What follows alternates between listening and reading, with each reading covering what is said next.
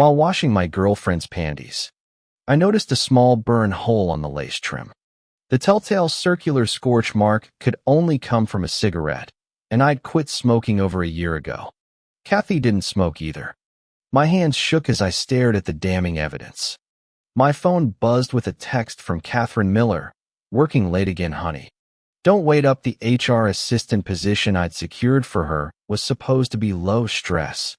Yet she'd been working overtime almost every night this month. Now this.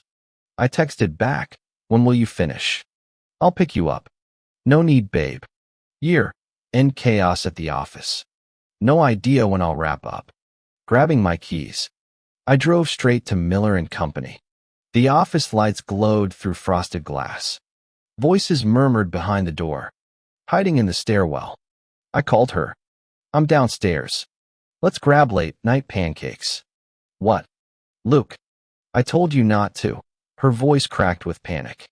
I'm coming down." The elevator dinged moments later. Kathy emerged with Ethan Porter, the smarmy VP from her company team, building photos. They clung to each other like octopuses at the elevator bank, his hands roaming under her blazer as they made out. "Your boyfriend's so devoted." Ethan chuckled, sucking on her neck. "Ugh, don't mention that clingy loser." Kathy's sneer froze my blood. "He ruined our last video call, remember? Let's make him wait in the car while we finish what we started in the supply closet." I nearly vomited. These snakes had been using my concern as foreplay. Ethan Porter's smug face filled my vision, the same bastard who'd approved Kathy's promotion last month. My knuckles whitened around the stair rail. They'd pay for this. I suddenly didn't want to confront them face to face anymore. Tearing off that thin veil would only lead to a fight or a breakup with Kathy. Letting them off too easily. Before Kathy stepped into the elevator, I secretly snapped a photo of them holding hands. I took the stairs down, and Kathy was already waiting by the car. I pretended to know nothing. "I thought you'd take longer, so I used the restroom on the first floor." Maybe annoyed that I'd interrupted their plans. She rolled her eyes subtly and whined. "It ended early. Hurry up and unlock the door. I'm freezing." She faked exhaustion the whole ride, keeping her eyes shut. Perfect. I didn't want to talk either, afraid I'd blurt out accusations about why she'd betrayed me. That night, I snooped through her phone while she slept. The more I read, the angrier I got. Kathy and Ethan had been hooking up for months. She joined the company in June, started flirting with Ethan by August, and recently crossed the line, using overtime as an excuse to screw around at the office. Meanwhile, I'd been playing the fool at home, cooking, doing her laundry, worrying about her safety, dreaming of our future. In her texts to Ethan, she mocked me. "Of course he simps for me. I'm hot. He's easy to control, never questions me, and spends freely. Marriage? Maybe. My parents want someone richer." She even trash-talked his wife. "What's so great about that old hag? Divorce her, and I'll dump him." I couldn't believe my partner of years would say this. Thousands of messages lashed at me like whips. Kathy was right.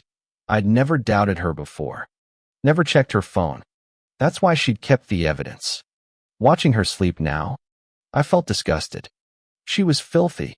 The next morning, her phone rang while she did her makeup. She answered casually. "Hello, Mr. Porter?"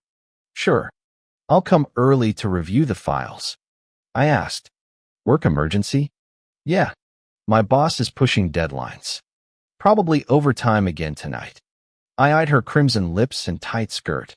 Feigning concern, "Let me find you a better job. I hate seeing you stressed." "No," she snapped, then forced a laugh. "I mean, it's fine. I'm young. Hustling's normal. Plus, you pulled strings for this job. I should tough it out." When she leaned in for a goodbye kiss, I dodged, imagining her mouth on that bastard yesterday. Kathy and Ethan had a system. Call him Mr. Porter if I was around, baby, hubby, even daddy otherwise. That morning call was intentional, Flirting in my face probably thrilled them. Fine, let's play. I dug into Ethan's life. Not only did he have a wife, but 2 kids. His stay-at-home mom wife lived with his retired professor parents in their neighborhood. A hired PI uncovered another secret. Ethan was still banging his married ex. Hotels. Every time. Classic husband of the year. Red flags standing firm. Colorful flags fluttering. Game on. To outsiders, Ethan might seem like the epitome of success with a perfect family and thriving career. But in reality, all bark and no bite. The more dirt I uncover on this bastard, the better it serves my purpose. I meticulously gathered evidence and went the extra mile to track down contact information for his family members, ex-girlfriend, and even her current husband. In this age of big data, privacy is nothing but an illusion. When Kathy lied about working overtime again, I coldly texted back, "Got it. Don't forget to eat. I'd hate to see you waste away." She cooed, "You too. Hubby. Eat properly." That evening, I parked outside her office building and sent an anonymous text from a burner phone to Ethan's wife. "Does your husband often work late? You might want to pay closer attention. Some people never really move on from their exes." The return call came instantly. I let it ring out. Her follow-up text demanded, "Who is this? What are you implying?" I simply replied, "Ask him about his long-term ex-girlfriend." That's all I'll say. For a woman who's invested everything into her marriage, even the faintest whiff of suspicion would be enough. Settling back in my car, I didn't wait long before Ethan came rushing down to the parking lot. The bastard looked like a cornered rat, desperately yelling into his phone while sprinting to his car. Kathy trailed behind him with a constipated expression. The moment I saw her exit the building, I hit the gas and left. Don't underestimate Ethan's wife. She's no ordinary housewife. Born into a wealthy local business family with 2 protective older brothers, this spoiled heiress has a notoriously fiery temper. With Ethan's lingering ties to his ex now exposed, his days of playing happy families are numbered. Predictably, he's been laying low lately, coming home punctually every night and cutting off those midnight sexting sessions with Kathy. This abrupt change infuriated our little homewrecker. Like all mistress archetypes, Kathy harbors contempt for the legal wife. She texted Ethan, "Why put up with that old shrew when you could have me?" How naive. Men like Ethan want it all: a stable family for public respectability and side action for private thrills. They compartmentalize with surgical precision. To keep the game interesting, I've dramatically shifted tactics with Kathy. No more appeasing her tantrums. When she screamed, "Luke, how dare you yell at me?" I shot back, "You're lucky I didn't slap you." Her crocodile tears flowed. "Was your past affection all fake? Men are trash. You never appreciate what you have." I shrugged. "Think whatever you want." Provoked beyond reason, Kathy started bombarding Ethan with desperate midnight texts during our fights. She even threatened, "Keep ignoring me and I'll confront your wife myself." This scared Ethan straight until his pent-up frustrations resurfaced. Their solution? A business trip. The moment Kathy burst in to pack her weekend bag, fake enthusiasm dripping from every pore. "Hubby, last-minute HR training trip. I played my part perfectly, sweetheart. Did you forget? Saturday's our dinner with your parents." Her frozen smile told me everything. The chess pieces are moving exactly as planned. Catherine Miller was busy sorting through a pile of clothes, not even looking up. "We can have dinner anytime, but this training opportunity won't wait." I sneered. Perfect timing. She and that cheating bastard Ethan had been cunning enough to schedule their secret rendezvous during a fake business trip. Ethan Porter, terrified of his wife checking with the company, had actually arranged a real business trip for himself, leaving Friday and returning Saturday. Meanwhile, Kathy lied about traveling for work, planning to spend the entire weekend with Ethan at a hotel. I'd found their hotel reservation in her text messages, with Ethan's wife monitoring his every move. Kathy had to book the room herself. She'd secretly packed scandalous lingerie I'd never even seen her wear. The next day, Kathy refused my offer to drive her to the train station. Her "I'll miss you" act made me sick. She couldn't wait to see her lover. After she left, I bought gifts and drove 2 hours to visit her parents. Her unemployed father and mother lived with their good-for-nothing son Jake, who was currently gaming in his room. Mr. and Mrs. Miller, Kathy doesn't know I'm here. I want to propose. Her parents exchanged a lukewarm smile.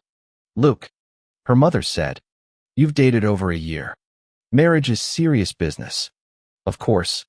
I nodded. Our family should discuss this properly. Kathy deserves full respect. Her father eyed the gifts.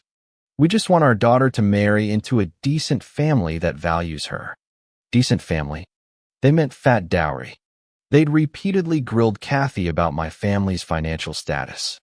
Local dowries here averaged $8,800 to $13,000. But these vultures wanted more. Rest assured, I smiled.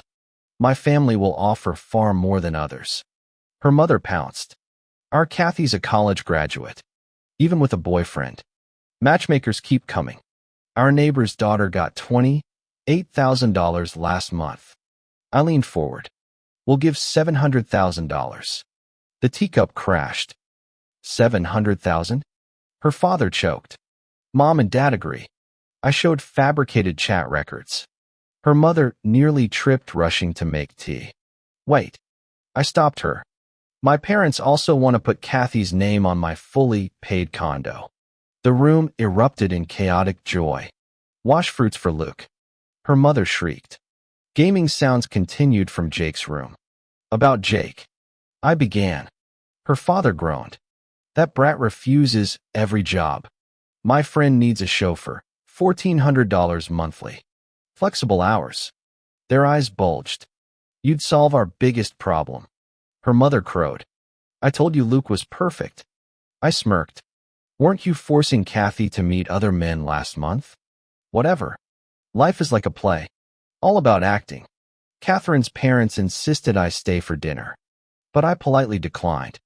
My schedule was packed today. I had real business to handle. When I arrived at the hotel Kathy had booked, it was already 10 p.m. My guy had been staking out the place since dawn. The moment Kathy checked in that afternoon, he'd texted me the room number, 8402. I immediately forwarded it to another person. Buddy, this is as far as I can help you. 30 minutes later, a bespectacled man entered the hotel with a bruiser in tow, hiding in the stairwell. I watched as glasses pretended to be room service to knock on 8402's door. The moment it opened, Bruiser kicked it wide. Kathy's terrified scream pierced the hallway. It wasn't too late yet, and curious guests flooded the corridor, blending into the crowd. I discreetly recorded everything. Ethan and Kathy stood there disheveled and panicked. Bruiser easily restrained Ethan's wiry frame while glasses materialized a baseball bat. You dare cuckold me, motherfucker? I'll end you tonight. The bat smashed into Ethan's stomach as Bruiser kneed him in the groin. Ethan let out a howl, clutching his crotch as he collapsed. Oof, that looked painful. Deliciously painful. No one intervened. The crowd was too busy mentally scripting this cheating husband drama. Ethan's nose gushed blood while Kathy scrambled to wrap herself in a bath sheet, trembling as she threatened, I'll call the police. Glasses laughed. Go ahead. I'll tell them this John was soliciting hookers. When Kathy realized he'd just called her a prostitute, she shrieked, fuck you. You're the whore. Your whole family's whores. Then what are you? Glasses retorted. This married man's mistress? If you're his wife, call the cops. Do it. Ethan groveled on the floor, begging, can't involve police. The crowd buzzed with excitement. No police. Definitely cheating. Humiliated and half naked, Kathy could only huddle under bed sheets. This glasses guy? Ethan's ex-girlfriend's husband. A kindred spirit. I'd sent him Ethan's hotel photos with his ex yesterday, offering to help orchestrate revenge, as long as they didn't kill him and ensured he'd never report it. Hence tonight's spectacle. Ethan couldn't afford exposure. His business trip, lie to his wife, would unravel, revealing two affairs that would destroy his reputation and marriage. Only when glasses made Ethan swear to never contact his ex again did they leave.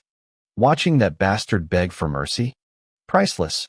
By Sunday morning, Kathy dragged her luggage home exhausted, a glaring red mark on her neck. Back so soon.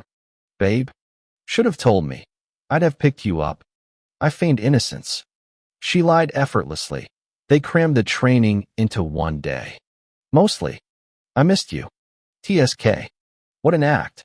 The gold digger's mouth spews devil's lies. I squinted at Catherine Miller's neck. What happened here? Allergic reaction? I went cupping with colleagues and ended up like this. So annoying. I should have never gone. Kathy pouted. Cupping? What a pathetic cover story. I'd noticed Ethan Porter's hickey on Catherine's neck last night. I'd been curious how she'd explain it, but never expected this cupping charade. After muttering excuses, Kathy grabbed her phone and fled to the bathroom, no doubt checking on her injured lover. I bit my tongue. Their carefully planned tryst had gone sideways. Beaten into cowardice, Ethan had retreated to his marital shell. At work, he daren't whisper to Kathy, paranoid about exposure. He still didn't know who leaked his ex-girlfriend affair. The snake even made Kathy delete their texts. But I'd already backed everything up. Fuming at Ethan's renewed hesitation, Kathy's frustration grew. What mistress could accept her conquered man crawling back to his wife? During our chat, I deliberately praised Ethan's spouse. Babe, I saw your VP today. So gentle with his wife. Such a perfect husband. I lavished compliments on Mrs. Porter's elegance and Ethan's marital devotion until Kathy's smile twitched dangerously. Days later at the company gala hosted at a 5-star hotel, Kathy prepared her solo performance. I volunteered to handle her background visuals. The night before, I called her parents, uncle/aunt. I'm proposing to Kathy tomorrow. Could you witness the surprise? Absolutely. Our lips are sealed. They chorused. Oh, and about Jacob Smith's job? My friend agreed as a personal favor. After all, Jake's practically my brother now. Their gratitude overflowed. I emphasized repeatedly, this help only existed because Kathy and I were marrying. No wedding meant no more favors. Blinded by joy, they'd already started house hunting with Jake. Let them revel. Their crashing disappointment would match Kathy's betrayals. Next day, Kathy spent 2 hours primping before marching off in designer gown. I knew her game. All executives brought spouses, and she aimed to outshine Mrs. Porter. After dropping her off, I sneaked inside, blending with staff in the crowded lobby. When Ethan took the podium, I texted his wife, "A man this exceptional deserves better. Can forced affection ever satisfy? When he calls you a shrill, boring hag while holding me. I pity you. Watch closely tonight. See who truly belongs with him." Mrs. Porter's smiling video recording froze into grim silence.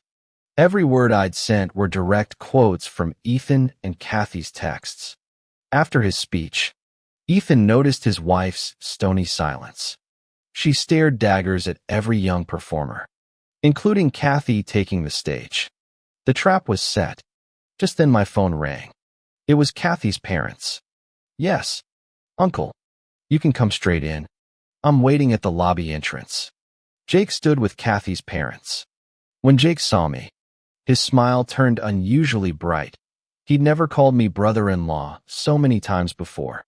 Not since learning I'd secured him a cushy, high-paying job. This punk had never respected me. Otherwise, he wouldn't have hidden in his room during my last visit to their house. I returned his fake smile with one of my own. Kathy's performance would start soon. After she finished, I'd immediately take the stage to propose. Her entire company would be in on it. When Kathy finally took the stage, the lighting shifted to romantic hues that complemented her delicate makeup and off-shoulder gown, revealing her collarbones, making her look like some ethereal goddess. The audience gasped collectively before erupting into cheers and applause. Kathy shot Ethan a challenging look from the front row, as if saying, "See how young and beautiful I am? How could that old hag beside you compare?" Crossing my arms, I trembled with barely contained excitement. The moment had arrived. As the giant screen lit up with video footage, Kathy lifted the microphone and began singing soulfully, too absorbed in her performance. She didn't notice the horrified expressions spreading through the crowd. I'd swapped her music video. The original soundtrack remained, but the visuals now showed security camera footage of her hotel rendezvous with Ethan. There they were. Ethan doubled over in his boxers from the beatdown, Kathy screaming hysterically with her dress half off. The Miller family stood frozen beside me. Jake blurted out first, "Mom, isn't that Kathy? She's cheating? Shut your mouth." "Mrs. Miller snapped before turning to me desperately. "Luke, that can't be our Kathy. I'd recognize my own daughter." "Mr. Miller's voice shook. "There must be some mistake." Meanwhile, Ethan sat paralyzed, jaw hanging open as he stared at the screen. Kathy, misreading his shock as admiration, smirked triumphantly. Company executives at the front row looked like they'd swallowed flies. Lewd whistles erupted from the back. Finally noticing something wrong, Kathy turned to see the damning footage magnified behind her. The microphone slipped from her hand with an ear-splitting screech. "Uncle," I said mournfully, "can you still claim that's not Kathy?" The Millers turned ashen.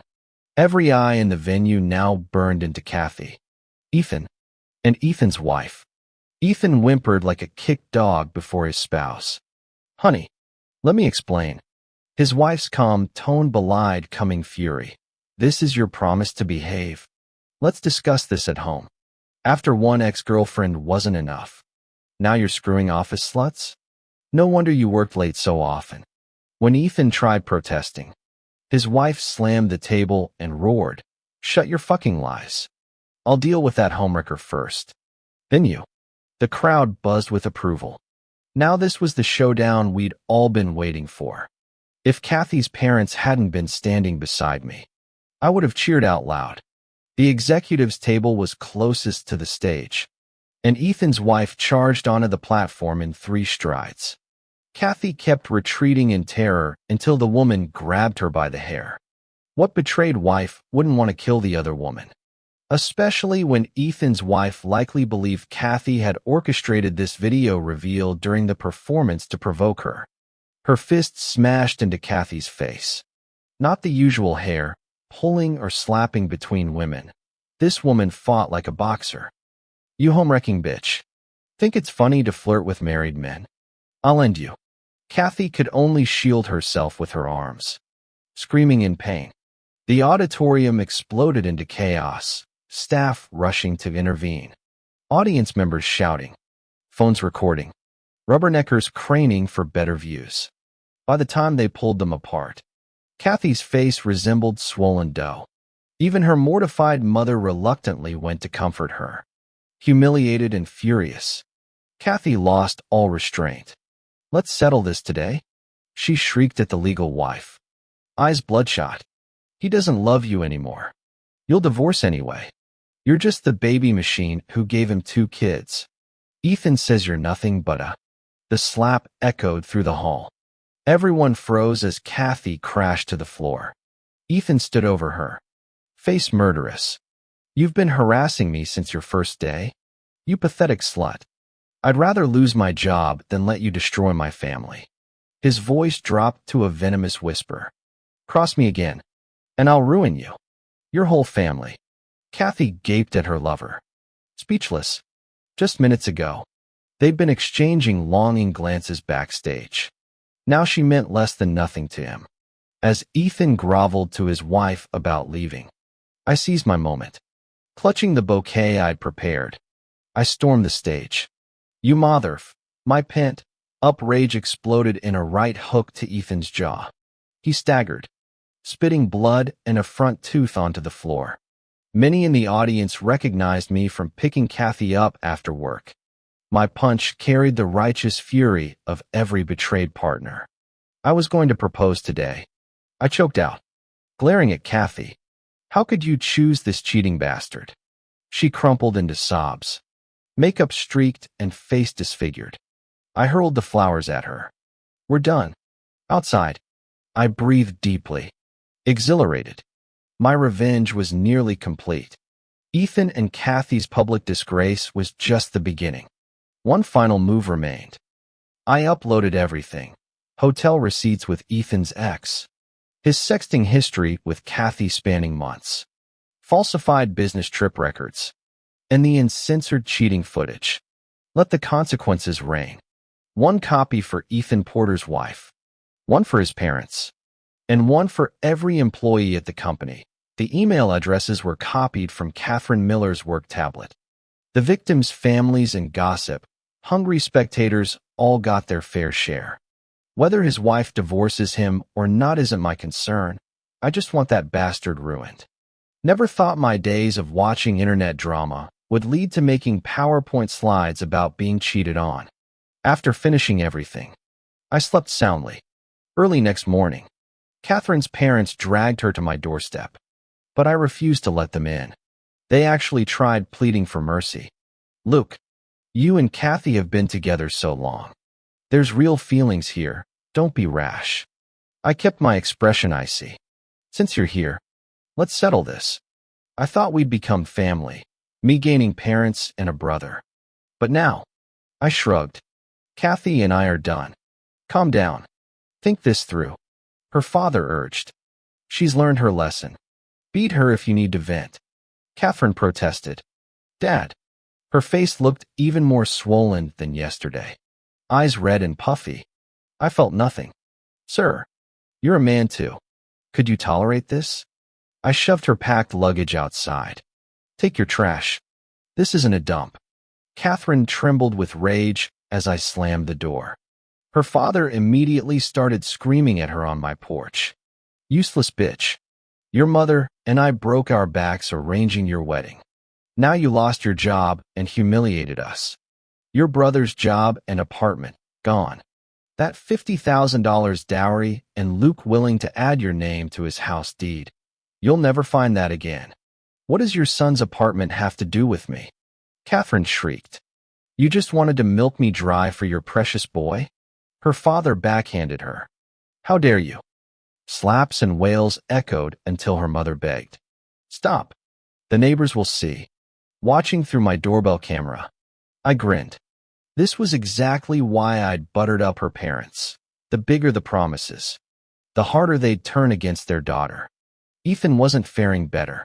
Between his crumbling marriage and workplace humiliation, he eventually quit. His wife demanded full custody, alimony, and him leaving penniless. When Ethan refused, his professor parents beat him senseless before approving the divorce terms themselves. They just wanted to keep seeing their grandsons. Then came Catherine's masterstroke. Her parents had planned to use my $50,000 dowry plus savings for their son Jacob Smith's apartment down payment. With our breakup, they scrambled to borrow money rather than lose the $10,000 deposit. Desperate, they made Catherine fake a pregnancy. When Ethan avoided her, Catherine took a forged ultrasound to his parents' house. His mother fainted. His father called an ambulance and police. Under interrogation, she confessed everything, already reeling from his divorce. Ethan trashed Catherine's apartment. Her parents called cops again, mutual destruction at its finest. Months later, Catherine drunkenly called me at midnight. "Think you're so great, Luke? I screwed Ethan multiple times. You pathetic simp." Click. I saved the voicemail. "Let her keep digging." I replied nonchalantly. "It's just overtime. I was the one who emailed all your colleagues the overtime records between you and Ethan." Wanted everyone to see how dedicated you two were. Catherine Miller on the other end of the line fell silent for a long moment. She gritted her teeth. Luke, you. Before she could finish, I hung up and blocked her. Kathy, who'd always been arrogant and thought she had this doormat wrapped around her finger, would probably choke on her own rage when she realized the truth. The universe deals with trash eventually. If it won't, I will.